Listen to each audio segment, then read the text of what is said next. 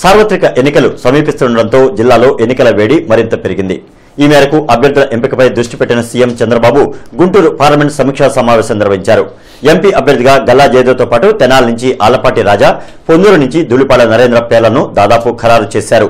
అయితే మిగిలిన Guntur east, west, Pattipadu, Mangalagiri, Tadikonda అభ్యర్థుల ఎంపిక విషయంలో ఇంకా సస్పెన్స్ కొనసాగుతూనే ఉంది. 2019 సార్వత్రిక ఎన్నికలు మరెంతో దూరంలో లేకపోవడంతో అభ్యర్థుల ఎంపికపై ప్రధాన రాజకీయ పార్టీలు తీవ్ర కసరత్తు చేస్తున్నాయి. ఇప్పటికే కొందరి అభ్యర్థుల పేర్లను ప్రకటించగా మిగిలిన క్యాండిడేట్ల కోసం వేట కొనసాగుతోంది. ఈ మేరకు సీఎం చంద్రబాబు ఆదివారం గుంటూరు పార్లమెంట్ నియోజకవర్గ సమీక్షా సమావేశం నిర్వహించారు. పార్లమెంట్ పరిధిలోని ఎంపీ, ఎమ్మెల్యేల పనితీరు, సంక్షేమ పథకాల అమలు, ప్రజలలో సంతృప్తికర స్థాయి గురించి నేతలను అడిగి తెలుసుకున్నారు. అయితే ఇప్పటికే పలుమార్లు సర్వేలు చేయించుకున్న చంద్రబాబు అందరి జాతకాలను తన చేతిలో పెట్టుకుని అభ్యర్థుల ఎంపికను చేపడుతున్నారు. ప్రజలు, పార్టీ కార్యకర్తలకు అందుబాటులో ఉండరనే ఆరోపణలు గల్లా జయదేవ్పై ఉన్నప్పటికీ పార్లమెంట్లో ప్రధాని మోడీపై పోరాడిన తీరును పరిగణలోకి తీసుకుని టికెట్ విషయంలో ముఖ్యమంత్రి కొంత సానుకూలంగా ఉన్నారు. దీంతో గుంటూరు ఎంపీగా గల్లా పేరును మరోసారి ఫైనల్ చేశారు. అదేవిధంగా పనితీరు ఆధారంగా తెనాలి, పొన్నూరు అసెంబ్లీ స్థానాల నుంచి ప్రస్తుత ఎమ్మెల్యేలు ఆలపాటి రాజేంద్ర ప్రసాద్, ధూళిపాల నరేంద్రలను బరిలోకి దింపాలని నిర్ణయించారు. ఈ నేపథ్యంలో గుంటూరు పార్లమెంట్ పరిధిలో ఎంపీ అభ్యర్థిగా గల్లా, తెనాలి ఎమ్మెల్యేగా ఆలపాటి, పొన్నూరు ఎమ్మెల్యేగా నరేంద్ర పేర్లను దాదాపుగా ప్రకటించారు. ఇదిలా ఉంటే ఇక గుంటూరు పార్లమెంట్ పరిధిలో మిగిలిన 5 అసెంబ్లీ స్థానాలపై చిక్కుముడులు వేయడం లేదు. కొందరు ఎమ్మెల్యేల పనితీరుపై సొంత పార్టీ నేతలే విమర్శలు చేస్తుండగా మరికొందరు ఇప్పటికే పార్టీని వీడిపోవడం జరిగింది. తాడికొండ ఎమ్మెల్యే శ్రావణ్ కుమార్ కు టికెట్ ఇస్తే ఓడిస్తామని సాక్షాత్తు టీడీపీ నేతలే చంద్రబాబుకు తేల్చి చెప్పేశారు.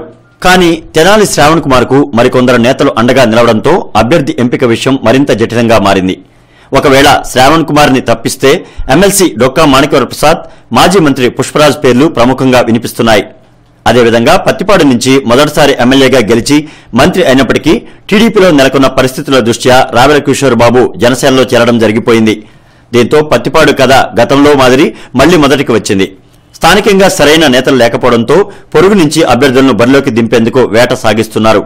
ఇందులో మాజీ జడ్పీ చైర్పర్సన్ కూచిపూడి విజయ, గతంలో పోటీ చేసి ఓడిపోయిన కందుకూరి వీరయ్య పేర్లు ప్రముఖంగా వినిపిస్తున్నాయి. దీనితో పాటు మంగళగిరిలో సైతం అభ్యర్థి ఎంపిక విషయం కత్తిమీద సాములా మారింది. చేనేత సామాజిక వర్గానికి టికెట్ కేటాయించాలన్న ఆలోచన ఉంది. ఇందులో భాగంగా మున్సిపల్ చైర్మన్ గంజి చిరంజీవి, కాండ్రు కమల కుటుంబాలు ప్రముఖంగా పోటీ పడుతున్నాయి. అయితే రాజధాని సమీపంలోని నియోజకవర్గం కావడంతో మంత్రి లోకేష్ ను మంగళగిరి నుంచి పోటీ చేయించాలనే ఆలోచన కూడా చేస్తున్నారు.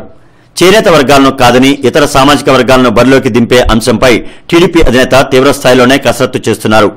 ఇకపోతే గుంటూరు తూర్పు, పశ్చిమ నియోజకవర్గాలకు అభ్యర్థుల ఎంపిక విషయంలో సైతం అదే సస్పెన్స్ కొనసాగుతోంది. తూర్పు నియోజకవర్గం నుంచి గత సాంప్రదాయాన్ని కొనసాగిస్తూ ముస్లిం సామాజిక వర్గానికి తప్పనిసరిగా సీటు ఇవ్వాలని నిర్ణయించారు. ఈ నేపథ్యంలో సినీ నటుడు ఆలీ పేరు ప్రముఖంగా వినిపిస్తోంది. ఇందుకోసం ఆయన తూర్పు నియోజకవర్గంలో ఓటు హక్కు కోసం కూడా దరఖాస్తు చేసుకున్నారు. ఇక మైనార్టీలలో షరీఫ్, షౌకత్ల పేర్లు కూడా పరిశీలనలో ఉన్నాయి. అదేవిధంగా గుంటూరు పశ్చిమ నియోజకవర్గం నుంచి ప్రస్తుత ఎమ్మెల్యే మోదుగల వేణుగోపాల్ రెడ్డి తిరిగి 2019 ఎన్నికల్లో ఎమ్మెల్యేగా పోటీ చేయననే సంకేతాన్ని ఇప్పటికే ఇచ్చారు. దీంతో కొత్త క్యాండిడేట్ కోసం మళ్లీ వేట కొనసాగిస్తున్నారు. ఇందులో భాగంగా కోవలముడి రవీంద్ర, మన్నవ సుబ్బారావు, మన్నవ మోహన్ కృష్ణ, శనక్కాయల ఉమాశంకర్, చందు సాంబశివరావు ప్రముఖంగా పోటీ పడుతున్నారు. కానీ తూర్పు నియోజకవర్గం నుంచి సీటు కోల్పోయిన మద్దాలిగిరి వెస్ట్ టికెట్ ను సైతం ఆశిస్తున్నారు.